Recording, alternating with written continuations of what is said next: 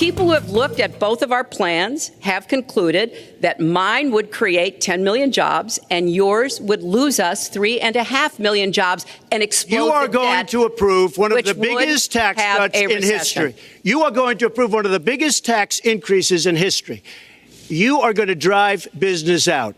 Your regulations are a disaster, and you're going to increase regulations all over the place. And by the way, my tax cut is the biggest since Ronald Reagan. I'm very proud of it. It will create tremendous numbers of new jobs. But regulations, you are going to regulate these businesses out of existence. I made a mistake using a private email. That's for sure. And if I had to do it over again, I would obviously do it differently. But I'm not going to make any excuses. It was a mistake, and I take responsibility for that. Mr. Trump? That was more than a mistake. That was done purposely. Okay, that was not a mistake. That was done purposely. When you have your staff taking the Fifth Amendment, taking the Fifth, so they're not prosecuted. When you have the man that set up the illegal server taking the Fifth, I think it's disgraceful.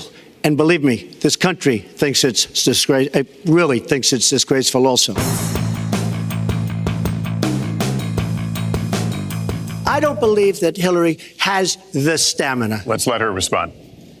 Well, as soon as he travels to 112 countries and negotiates a peace deal, a ceasefire, a release of dissidents, an opening of new opportunities in nations around the world, or even spends 11 hours testifying in front of a congressional committee, he can talk to me about stamina.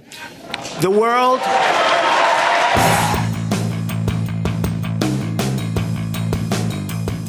Donald was one of the people who rooted for the housing crisis.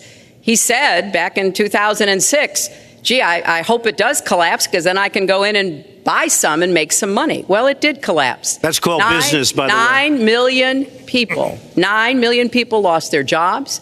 5 million people lost their homes, and $13 trillion in family wealth was wiped out.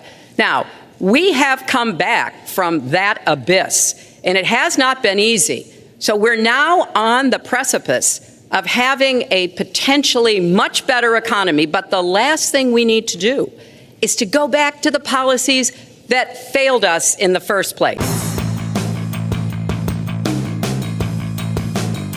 Why won't he release his tax returns? And I think there may be a couple of reasons. First, maybe he's not as rich as he says he is. Second, maybe he's not as charitable as he claims to be.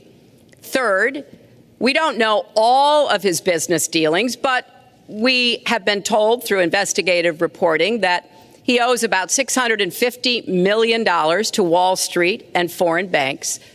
Or maybe he doesn't want the American people, all of you watching tonight, to know that he's paid nothing in federal taxes, because the only years that anybody's ever seen were a couple of years when he had to turn them over to state authorities when he was trying to get a casino license, and they showed he didn't pay any federal income tax. So if he's paid zero, that means zero for troops, zero for vets, zero for schools or health. And I think probably he's not all that enthusiastic about having the rest of our country see what the real reasons are, because it must be something really important, even terrible, that he's trying to hide. Broad-based, inclusive growth is what we need in America, not more advantages for people at the very top. Mr. Trump, typical politician, all talk, no action, sounds good, doesn't work, never going to happen.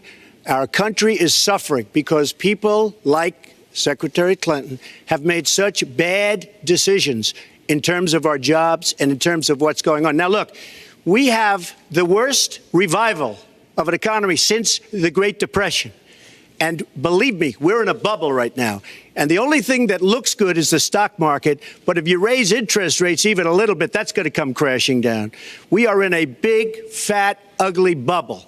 And we better be awfully careful. And we have a Fed that's doing political things. This Janet Yellen of the Fed, The Fed is doing political by keeping the interest rates at this level. And believe me, the day Obama goes off and he leaves and he goes out to the golf course for the rest of his life to play golf, when they raise interest rates, you're going to see some very bad things happen because the Fed is not doing their job. The Fed is being more political than Secretary Clinton.